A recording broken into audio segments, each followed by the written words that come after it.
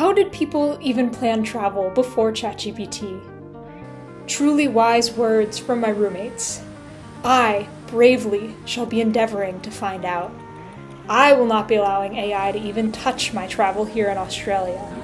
My itinerary is entirely my own. I'm traveling up the East Coast, visiting Byron Bay, Gold Coast, Brisbane, and Noosa Heads. I'll be staying in hostels and using only public transport. Will I be able to do it all on my own? What will I do right and what will I get wrong?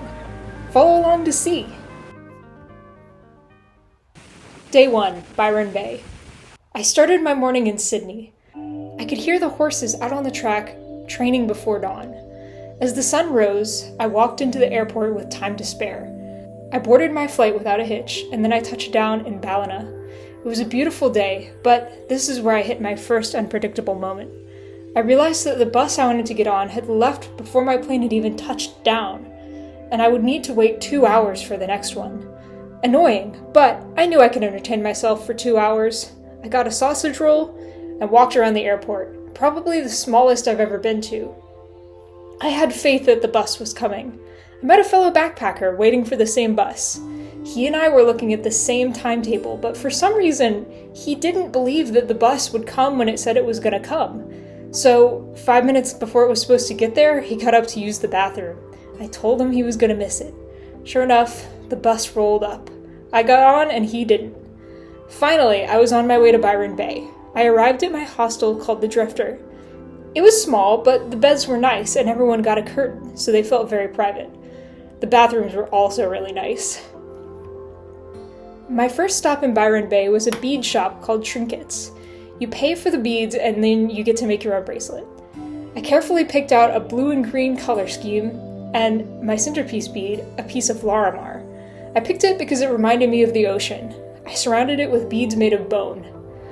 Although I was surrounded by a bunch of other girly tourists, this was a really fun personalized souvenir to bring home. After that, I grabbed a sandwich and headed to the beach. I promptly got thoroughly thrashed by the waves. I know my limits, so I decided to not be one of the many tourists that the surf lifesavers have to save. I stuck to walking. I saw this cool wreck on the beach. Look at these puppies playing.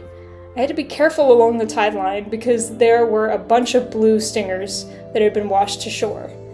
I saw some French tourists trying to pick them up. I told them not to do that. I did think that blue dragons would be a bit bigger, but it was still cool to see one for the first time. Looking at all the blue stingers, I decided I had had enough beach time, and I walked towards the lighthouse.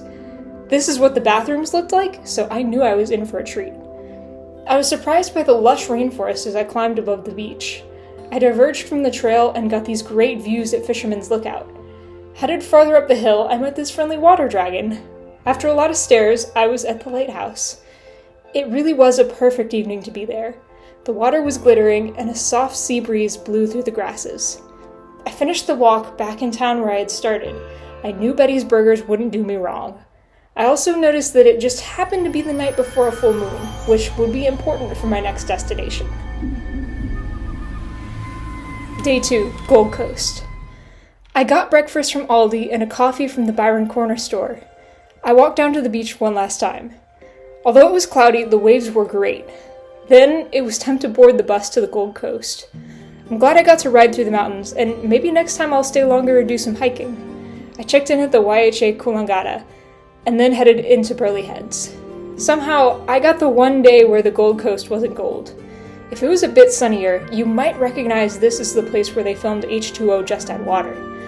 I didn't let the rain stop me, since I'm not a mermaid just yet. Of course, I had to get a juice from the juice bar. I started my walk into Noosa Heads National Park. Sorry to break the magic, but Mako Island isn't actually a real island. They filmed most of it right here in the park. If you use your imagination, you can see how this could be the entrance to the moon pool. One great thing about the rain was that it meant I got to have Mako Island all to myself. It was so cool to be here with no other people.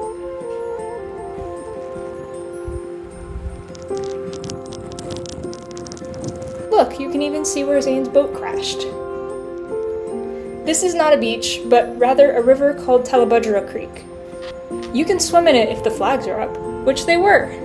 I couldn't pass up the opportunity to swim at Mako Island. It was an easy swim, and the water never got deep. I even met some fish. I took the bus back to Kira Beach. This was the first time I've ever seen an Australian beach entirely empty like this. Even the shops were closed.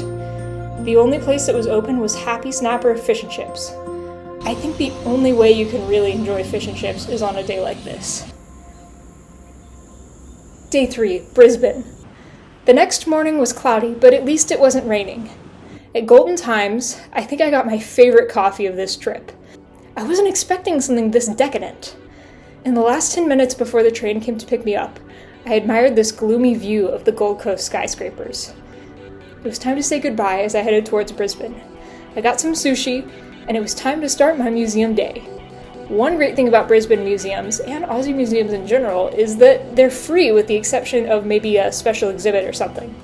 I started out at Goma and got to see some lovely contemporary art.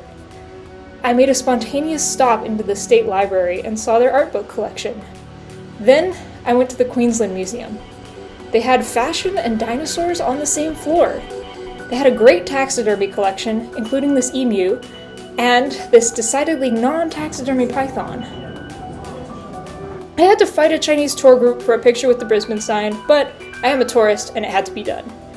My next stop was the City Botanic Gardens, and in trying to get there, I actually got so lost that I ended up on this rooftop. See, down there is where I was trying to get to. I did end up making it in, and it was beautiful. There were a bunch of cool birds, and even some baby ones too. Speaking of baby birds, I was sitting here eating some ice cream when this bin chicken and baby bin chicken walked past me. The baby was just screaming at his mom and bobbing his head. I think he wanted food, but is this normal bin chicken behavior, or is this one just special? I decided I wanted to see 2 botanic gardens in one day, so I headed up to Mount Cooltha Botanic Gardens. Of the 2 botanic gardens in Brisbane, I think this one is superior. It was huge, and there was a great variety of gardens to walk through.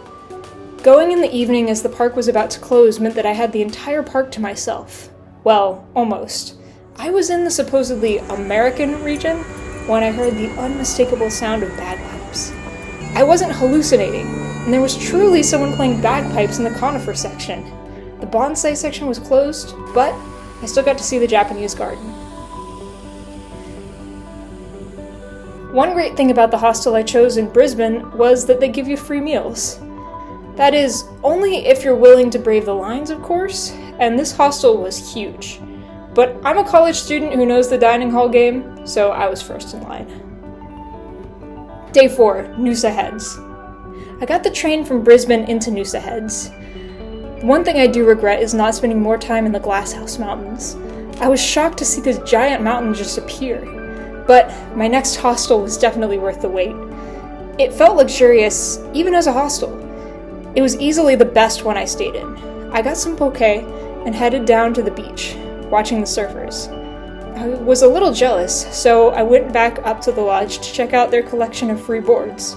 Unfortunately, they only had short boards and no giant foamies, so due to my lack of surfing skills, I made the decision to stick with the boogie board.